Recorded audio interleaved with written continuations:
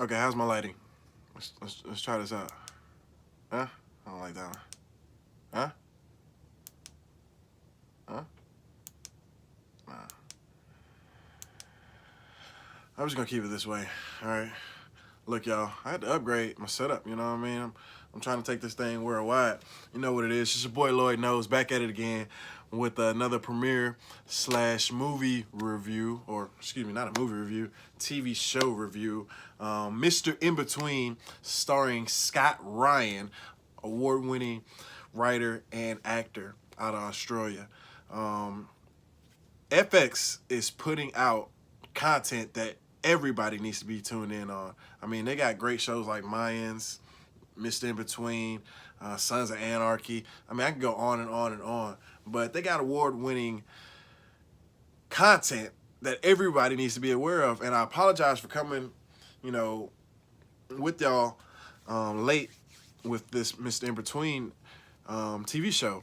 It's at its third and final season, and I'm kind of upset that it's at its final season. I just found out today that, this is going to be the third and final season, and I'm wondering why, because all of the previous seasons have been great. This season seems like it's going to be at an all-time high, and they're starting out with a bang, so I don't know how they're going to, top this season. That's probably why it's going to be the final season, but everybody needs to be tuning in on it. It's not too late. If you got Hulu, you can catch up on the first two seasons, but you need to watch this season. One thing I like about FX is what they're doing. They did it with Mayans. I think they did it with Pose. But they're starting off with the 2-episode premiere. So just like Mayans, they had a 2-hour premiere. Snowfall, they had the 2-episode, 2-hour premiere. So, man, you pretty much starting off with a movie for the first night of the premiere. And unlike Snowfall and Mayans, this is a 30-minute show, so you have two 30-minute shows.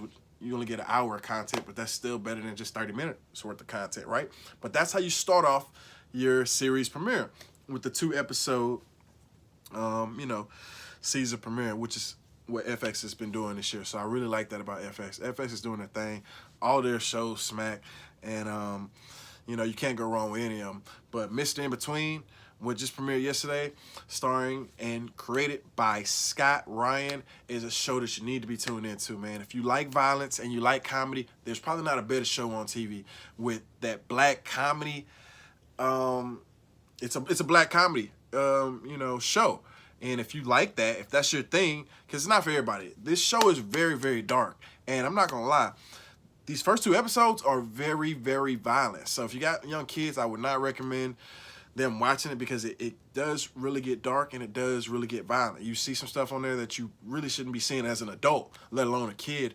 But at the same time, it all meshes, and it's all something that, can be seen and viewed on FX. And what the hell am I saying? There's a kid in the show, That's what makes the show great. So if y'all don't know, it's about a hitman based in Australia, of course. All the actors and actresses, for the most part, are Australian.